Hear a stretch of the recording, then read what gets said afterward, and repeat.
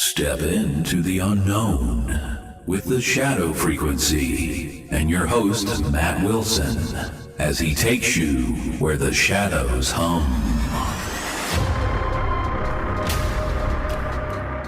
Welcome, seekers of the strange, to the Shadow Frequency, the podcast where we tune in to the mysteries that hum just beyond the veil.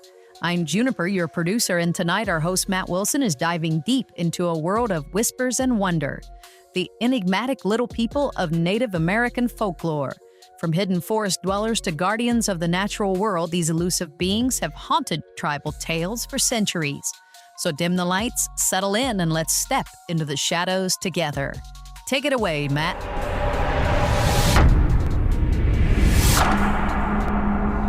Hey there, Shadow Chasers. Matt Wilson here, and tonight we're exploring a topic that's as fascinating as it is mysterious. The little people of Native American folklore. These aren't your garden variety fairies or leprechauns from European tales. No, these beings are something else entirely. Across the vast tapestry of Native American cultures, from the Iroquois in the northeast to the Crow Nation out west, stories of these tiny mystical creatures have been passed down through generations, weaving a thread of intrigue that still captivates us today. So who or what are the little people? Well, they're not just one thing. Descriptions vary from tribe to tribe, but there's a common thread.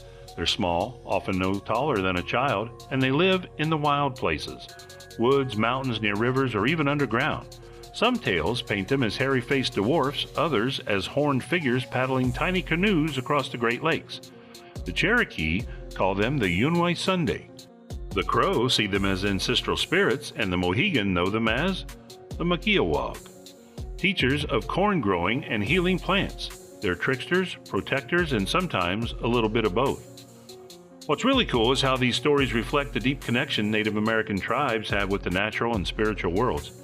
Anthropologist Michael Johnson points out that the little people often act as a bridge between the two, a kind of ecological and spiritual glue. They're said to guard biodiversity, protect sacred sites, and keep the balance. But don't get too cozy with the idea, they're not always friendly. Some tribes warn that crossing paths with them can leave you enchanted, lost, or worse. The Cherokees say their drumming echoes through the mountains, but follow it at your peril. Take the Shoshone, for instance. They've got tales of the Namaragar, a race of tiny, fierce warriors who'd shoot poison arrows at anyone who trespassed on their turf. Archaeologists even found a 14-inch mummy in Wyoming's San Pedro Mountains back in 1932. Some say it's proof, though science calls it a malformed infant. Still, it's the kind of find that makes you wonder. Then there's the psychological angle.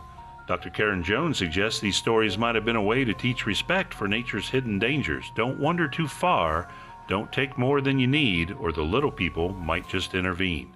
It's a balance of benevolence and mischief, a duality you see in trickster figures worldwide. So are they real? Spirits? Memories of a lost tribe? That's the beauty of it. We don't know. But the stories endure, rich with meaning, reminding us of a worldview where every rock, tree, and river hums with life. Stick around. We'll dive deeper after the break.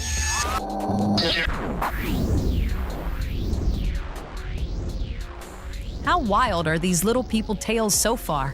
I mean, tiny warriors with poisoned arrows drumming in the mountains. It's got me wondering if I've ever walked past one of their hideouts without knowing it.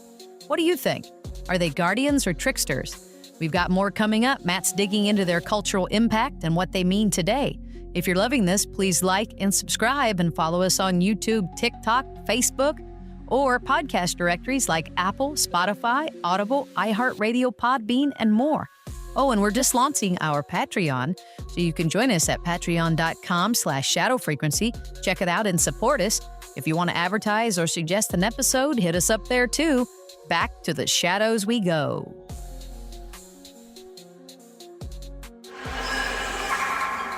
Welcome back, Shadow Fam. We're knee-deep in the lore of the little people, these pint-sized enigmas of Native American folklore.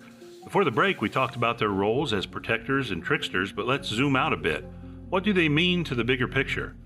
Across tribes, the little people aren't just random characters. They're woven into the fabric of spiritual and ecological awareness.